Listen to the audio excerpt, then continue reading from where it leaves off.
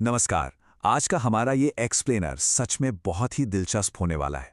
हम इंसानी व्यवहार और संसाधनों के मैनेजमेंट के उन बुनियादी नियमों को डिकोड करने वाले हैं जो हमारी रोजमर्रा की जिंदगी चलाते हैं। हर दिन दुनिया में करोड़ों फैसले लिए जाते हैं ना, लेकिन क्या आपने कभी सोचा है कि इन फैसलों के पीछे का साइंस क्या है? चलिए अर्थशास्त्र की इस कमाल की दुनिया में गोता लगाते हैं और समझते हैं कि ये विषय समय के साथ इवॉल्व कैसे हुआ। अच्छा, सबसे पहला और सबसे बड़ा सवाल, अर्थशास्त्र का असली विषय आखिर है क्या? ये सुनने में जितना आसान लगता है, इतिहास में इसे डिफाइन करना उतना ही बड़ा संघर्ष रहा है। क्या ये सिर्फ पैसे कमाने का विज्ञान है या फिर समाज की भलाई का कोई टूल? यकीन मानिए, इसी एक सवाल ने सदियों तक दुनिया के सबसे शानदार दिमागों को उलझा कर रखा। तो आज हम इस पूरी कहानी को 6 हिस्सों में समझेंगे।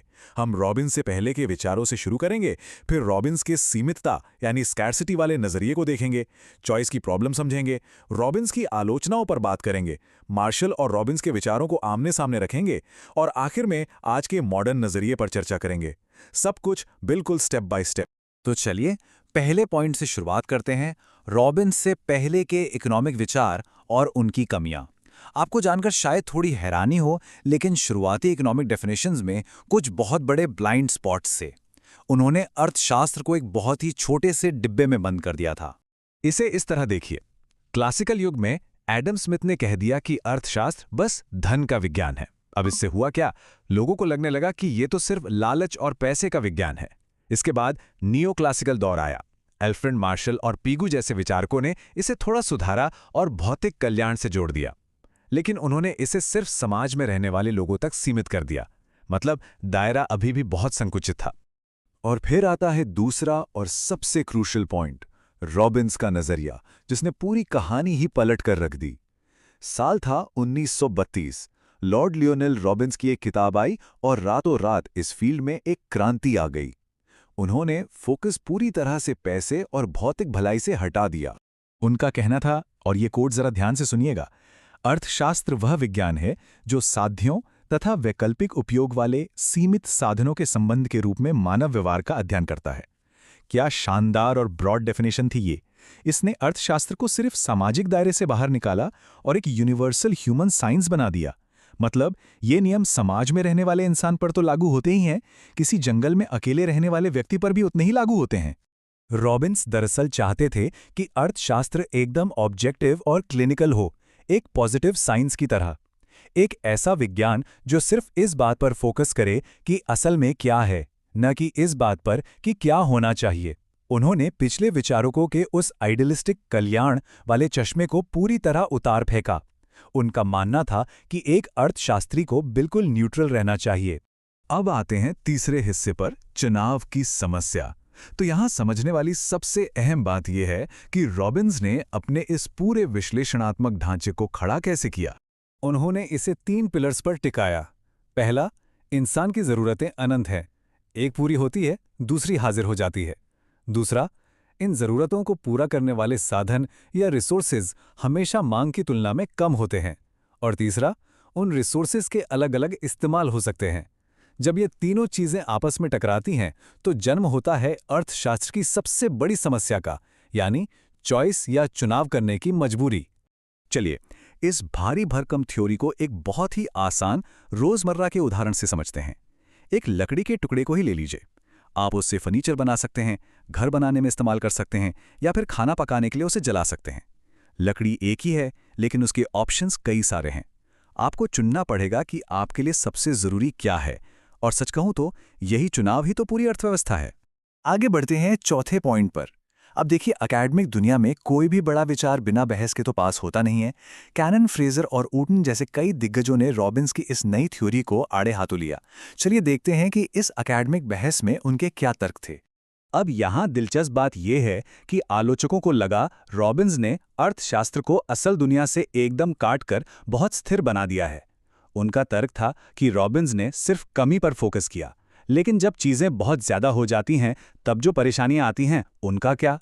साथ ही अर्थशास्त्र को पूरी तरह न्यूट्रल बताना उन्हें भ्रामक लगा, और उनका मानना था कि सिर्फ निगमन यानी डिडक्टिव विधियों पर टिके रहने से ये विज्ञान बहुत संकुचित हो रहा है।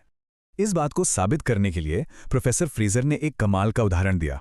जरा सोचिए, एक ग्रामोफोन है जो एक ऐसे व्यक्ति के पास है जो सुन नहीं सकता, और दूसरी तरफ एक बेहद गरीब इंसान है जिसे संगीत से बेइंतहा प्यार है। अगर वो ग्रामोफोन पहले इंसान से लेकर दूसरे को दे दिया जाए तो जाहिर सी बात है उसकी उपयोगिता बढ़ जाएगी।